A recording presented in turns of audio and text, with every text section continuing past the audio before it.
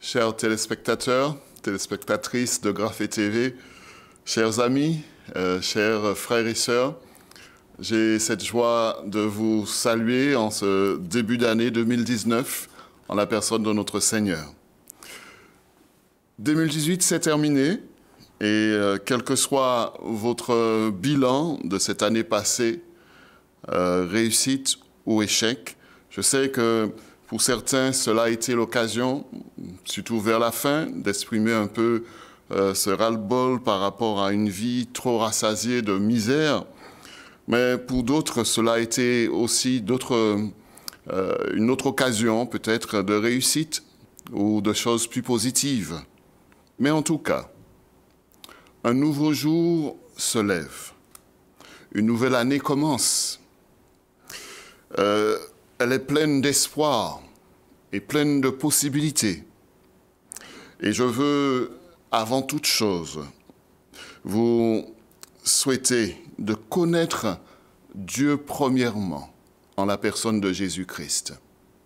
Simplement parce que tout concourt au bien de ceux qui aiment Dieu. Et si vous le cherchez, il se laissera trouver. Et alors, je peux dire aussi que l'Éternel vous bénisse et qu'il vous garde.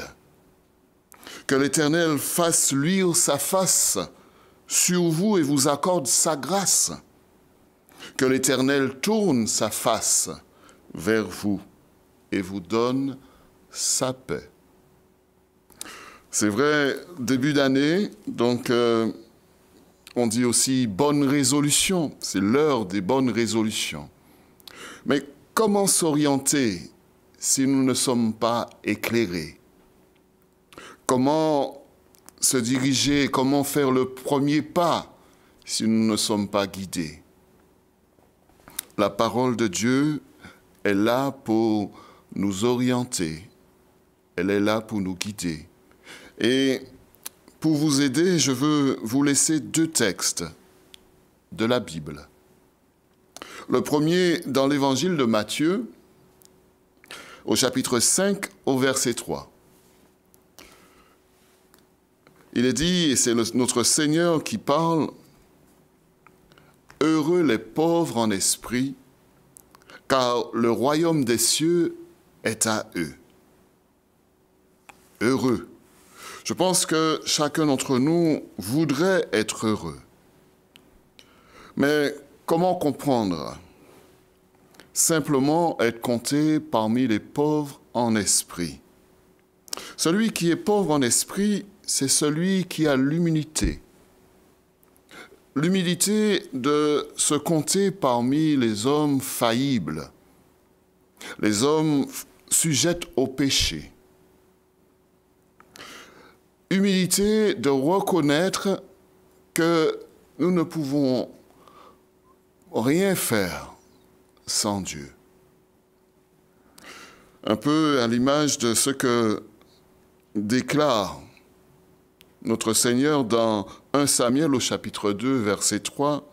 « Ne parlez plus avec tant de hauteur, que l'arrogance ne sorte plus de votre bouche. Car l'Éternel est le Dieu qui sait tout. Il sait tout. Il sait les pensées du cœur. On ne peut rien lui cacher. » Reconnaissons donc notre besoin de Dieu et des autres. Nous sommes sur terre simplement pour apporter notre pierre à l'édifice. Nous sommes sur terre simplement pour exposer les promesses que Dieu lui-même a placées sur nos vies. Pourquoi donc tant d'arrogance? C'est certainement pas là la voie du bonheur. Heureux celui donc qui accepte simplement ce fait. Il est dit, car le royaume des cieux est à eux. Mon deuxième texte, nous allons le trouver dans le livre de Jérémie, cette fois-ci dans l'Ancien Testament, Jérémie au chapitre 17, à partir du verset 5. C'est vrai que le premier mot est peut-être particulièrement dérangeant. Il est dit, ainsi parle l'Éternel, maudit soit l'homme qui se confie dans l'homme, qui prend la chair pour son appui et qui détourne son cœur de l'Éternel. Il est comme un misérable dans le désert et il ne voit point arriver le bonheur. Il habite les lieux brûlés du désert, une terre salée et sans habitants. C'est vraiment pas la voie du bonheur. C'est la voie de celui qui est dit maudit dans la parole, simplement parce qu'il se confie en lui-même, dans ses capacités, dans son intelligence, dans les moyens qu'il peut disposer, et tout cela pour se détourner de Dieu et du bien.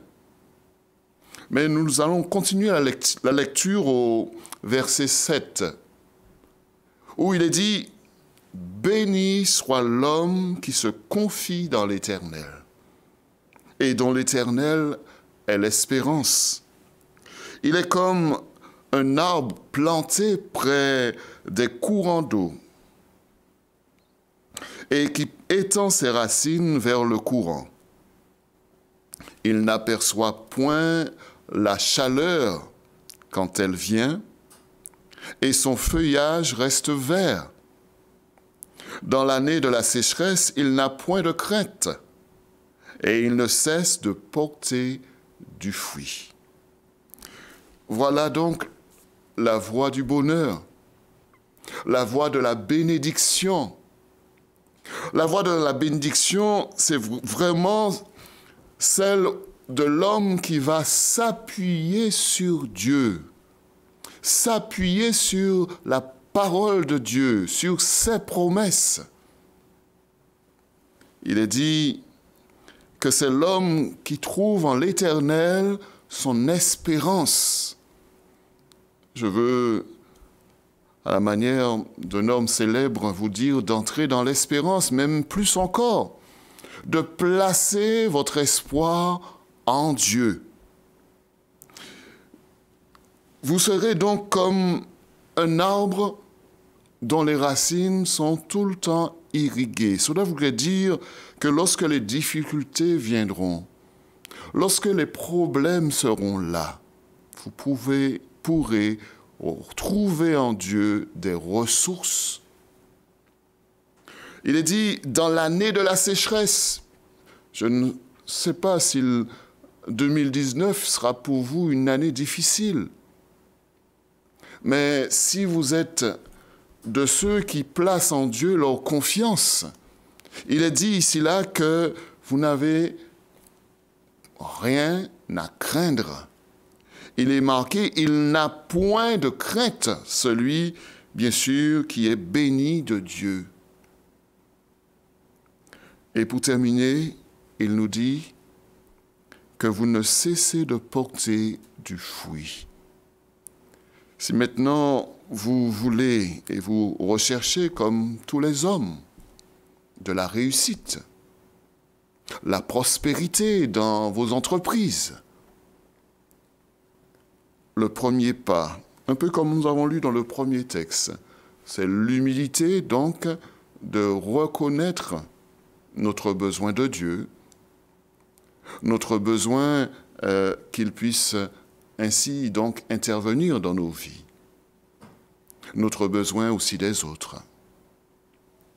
Et aussi, si nous voulons vivre le bonheur, que nous ne puissions pas nous appuyer sur ce que Dieu nous a simplement donné, accordé, pour être arrogant, pour être hautain, pour être suffisant.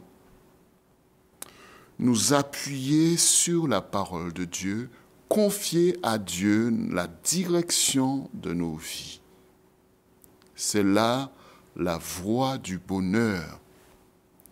Si vous voulez que votre feuillage reste vert, si vous voulez voir la bénédiction sur votre famille, sur vos enfants, sur votre pays, placez votre confiance en Dieu.